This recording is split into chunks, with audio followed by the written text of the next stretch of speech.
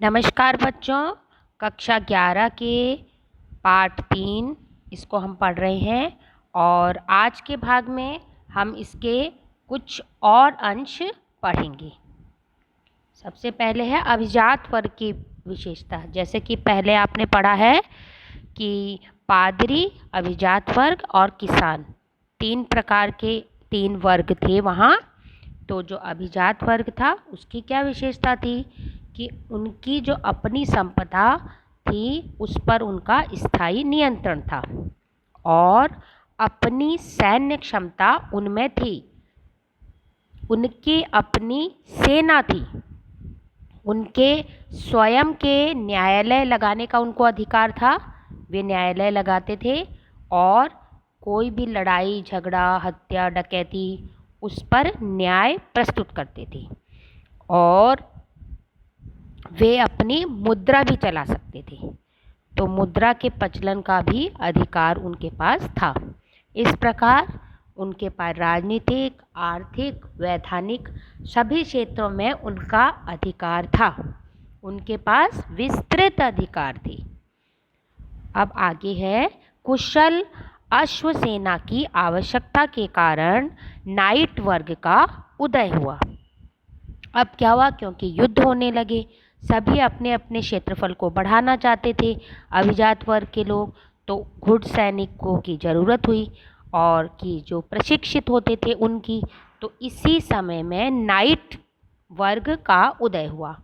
जो लॉर्ड द्वारा नाइट को दिए जाने वाला भूमि का टुकड़ा फीफा कहलाया।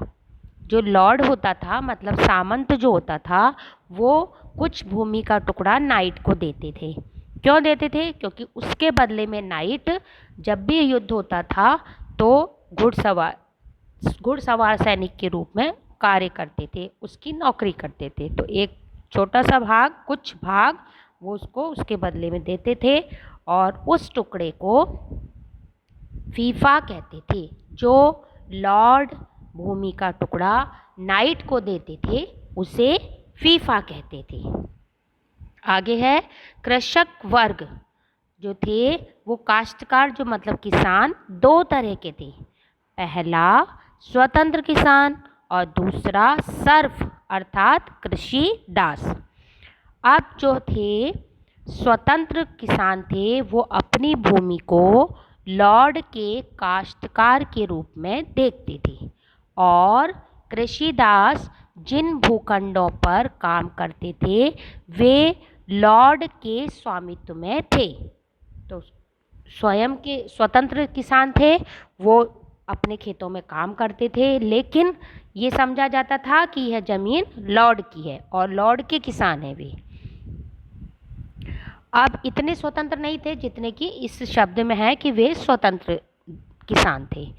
और जो कृषक दास थे वो क्या थे, वो करते ही लॉर्ड के खेतों में काम थे। जिसका स्वामी लॉर्ड होता था मतलब सामंत होता था, उसी के खेत में वे कार्य करते थे। राजा कृषकों पर कभी कभी एक प्रत्यक्ष कर टैली लगाते थे। पादरी और अभिजात वर्ग इस कर से मुक्त थे। तो राजा द्वारा लगाया गया कर जो कि प्रत्यक्ष कर था जिसे टैली कहते थे और यह आम जनता के लिए था और जिसमें पादरी और अभिजात वर्ग जिससे मुक्त थे। लॉर्ड की जागीरों पर कृषकों के परिवारों को सप्ताह में 3 या उससे अधिक कुछ दिन काम करना पड़ता था। तो जो लॉर्ड की जो ज़मीन थी, जो लॉर्ड के जो खेत थे, उनमें किसानों के परिवारों को काम करना पड़ता था। सप्ताह में निश्चित दिन थे कि 3 या कुछ उससे अधिक या कम ऐसे उनको काम करना पड़ता था जितना वो कहें। और इस श्रम से होने वाला उत्पादन श्रम अधिशेष कहलाता था। ठीक है, जो वो काम करके एक्स्ट्रा जो काम करते थे वो कहलाता था श्रम अधिशेष।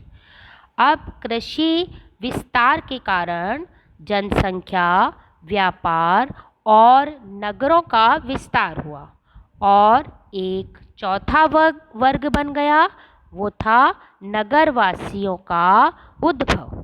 तो इस प्रकार नया जनसंख्या वर्ग पैदा हुआ, जनसंख्या का विस्तार हुआ और व्यापार का विस्तार हुआ, नगरों का विस्तार हुआ।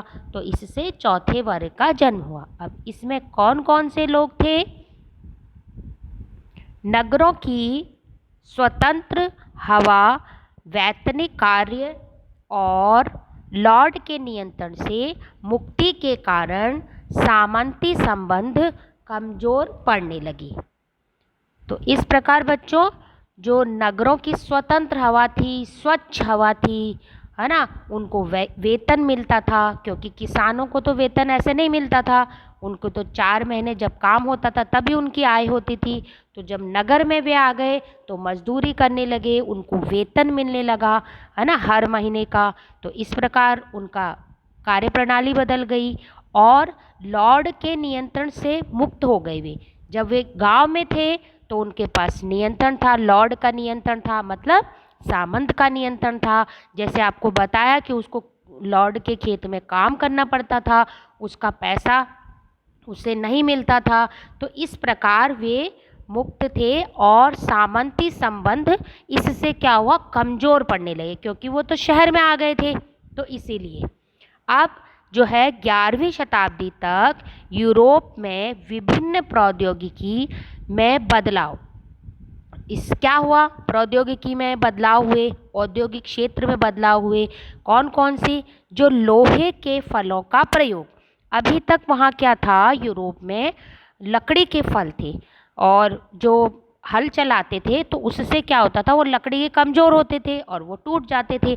अब वे लोहे के फलों का प्रयोग करने लगे थे। इसके साथ ही पशुओं को हलों में जोतने के तरीकों में सुधार हो गया। अब किस प्रकार हल से जोतते थे तो उससे सुधार हुआ, तो एक समय में अच्छी फसल वो पैदा करना सीख गए। पशुओं के खुरों में लोहे की नालों का प्रयोग करते थे।